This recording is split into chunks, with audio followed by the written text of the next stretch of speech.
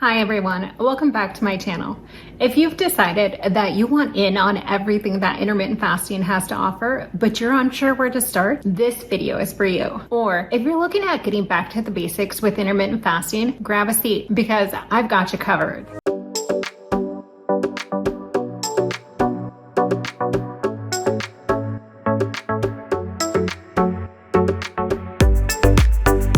First things first, a reaction that I frequently encounter when I tell people that I do alternate day fasting is, I like to eat. I would like to try fasting. I don't think that I could go all day without eating. Okay, so let's squash that right there. You don't have to do alternate day fasting, extended fasting, or even a longer fast in order to start getting some of the health gains that you heard me listing in a previous video. And that covers both the health benefits and weight loss. Intermittent fasting is not an all or none concept, which is why so many people are able to use it and work around it in their schedules. They're also able to use it to bust through plateaus and use it in the long run for health maintenance. However, longer fasts do come along with some additional health benefits, and they can help to reverse insulin resistance and to treat metabolic disease. But great things come with small changes, and things that once seemed challenging with time can become second nature, which allows you to keep going to achieve those bigger and better changes. A great place to start, if we're keeping it simple, is to focus on the building blocks of intermittent fasting: time-restricted eating and eliminating those snacks. Time-restricted eating is condensing down your eating window. You can start with a 12-hour window in which 8 hours of it is spent while you're already asleep. You can go anywhere between 12 hours to 18 hours of fasting, whatever you're comfortable with. This is where you're building your fasting muscle. These two pillars alone can result in great things. And if the two seem daunting, you can further break it down, cutting down on the snacking with the goal of cutting it out and focusing on 3 square meals a day. Boom, just like that, you've started intermittent fasting. Now that we've covered that misconception, let's chat about some staples that you'll want to have around. Some key staples that you'll want to have around are good quality Himalayan sea salts, also of high quality and preferably organic coffee,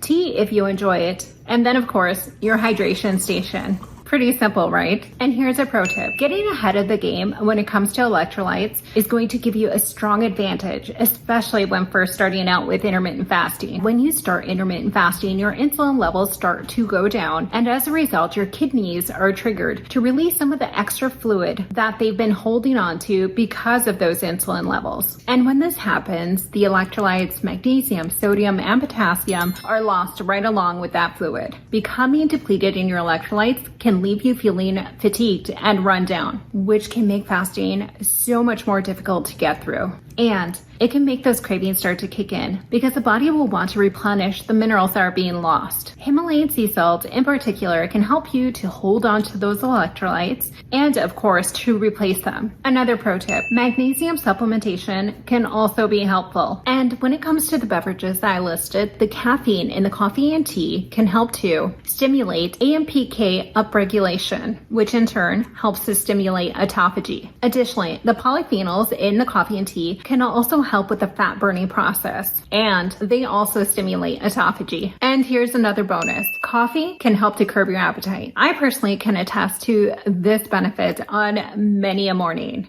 That coffee can help to squash down any of the early morning cravings or grumblings that you may experience. But of course, by no means is going overboard a good idea. So now that we've covered the staples, you may be wondering, how am I supposed to get through a fasting window when I'm basically dying of hunger? More likely you're not. I do empathize completely. But here's where having your friends along comes in handy. It's definitely easier to venture into new territory when you have companions along for the ride that you're comfortable with. And other times, we're good just going at it solo. So with intermittent fasting, you have a similar option of bringing a friend or two along to help you to get through. And this applies to when you're first starting out or even later on when you're working on extending your fast. These friends come in the form of fasting aids. And now here's another pro tip. A key thing to consider when you're picking out your fasting aid is to go with something that is mainly comprised of a healthy fat. We know that healthy fats have a minimal insulin response pounds as compared to carbohydrates and even protein. Good options include bone broth, which is one of my personal favorites. You can go with something like MCT oil, some ghee, and a tablespoon or two of chia seeds. And you can even go a little bit of avocado, which yes,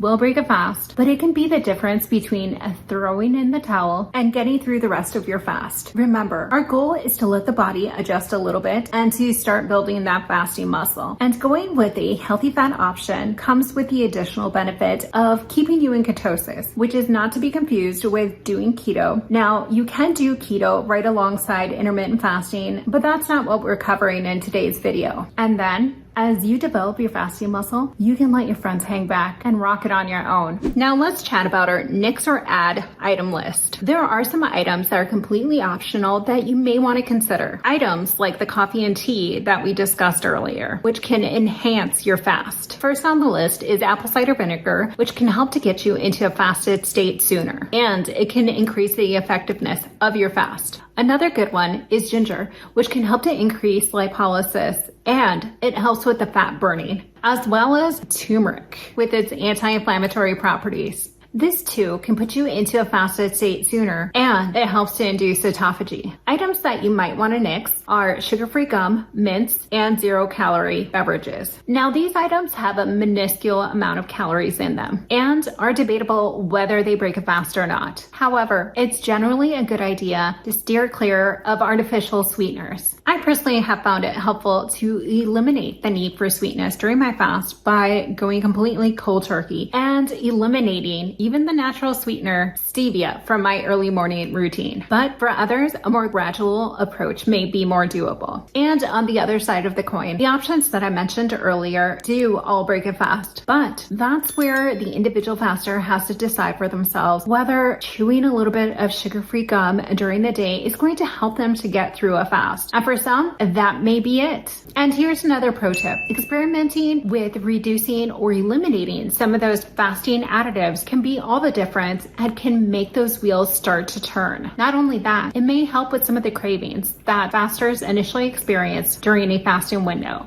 An item that you definitely don't want to consider removing unless otherwise directed by your provider. I'm of course talking about medications. Supplements and vitamins should be taken during your eating window, but medication should be taken as prescribed. It's definitely a good idea to sit down, have a chat with your provider so that they know that you're doing intermittent fasting, and they may recommend coming in sooner or doing some additional monitoring. For example, as you're monitoring your blood pressure at home, you may notice that it's starting to come down and you may require less medication. The same thing with those that have diabetes or thyroid dysfunction. You may need labs checked a little bit more frequently, or you may need to contact your provider if your blood glucose levels are outside of target range. So be sure to keep your PCP in the loop.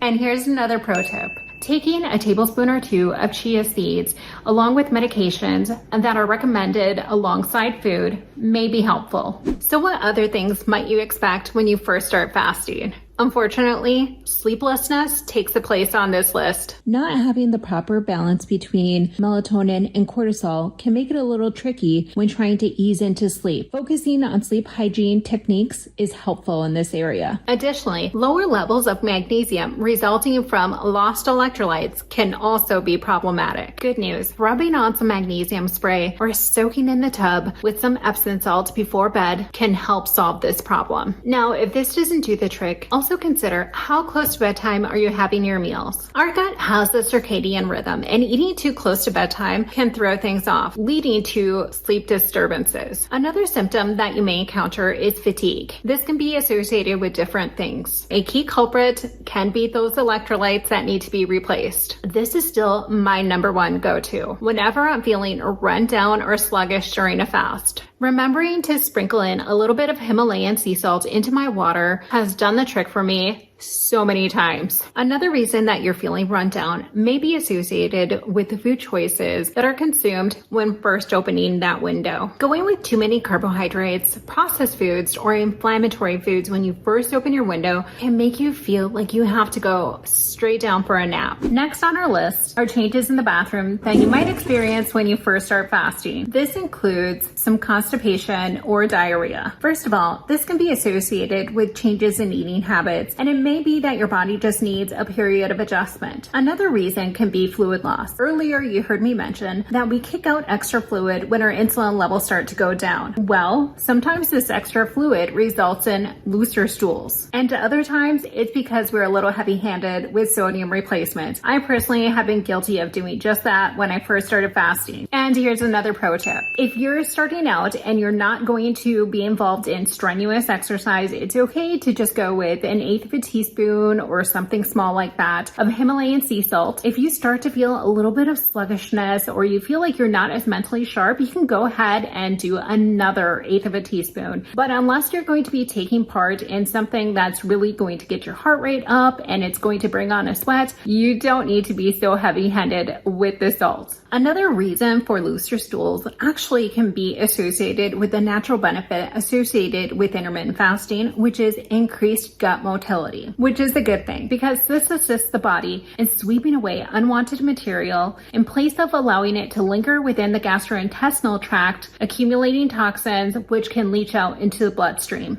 And of course, the changes in eating habits can have the opposite effect, which is constipation. These problems typically just iron themselves out. However, making sure that you're getting in your magnesium if you're dealing with constipation, or possibly adding in some chia seeds if you're encountering some loose stools, can help to curtail some of these unwanted side effects. The next step in the process is what I like to refer to as pre-gaming. So your fasting window is starting to wind down. What can you do to prepare to break your fast? And here's a pro tip. Adding an eighth of a teaspoon of Himalayan sea salt to your water approximately 30 minutes before you break your fast can help you to stabilize those electrolytes. Another thing that you can do is to add a little bit of cinnamon to your water approximately 30 minutes before you break your fast to help to decrease your cortisol levels. Now, having your cortisol levels a little bit elevated during your fasting period is okay. However, when we're looking at breaking our fast, getting those cortisol levels to come down is helpful because that reduces how much fat we're storing.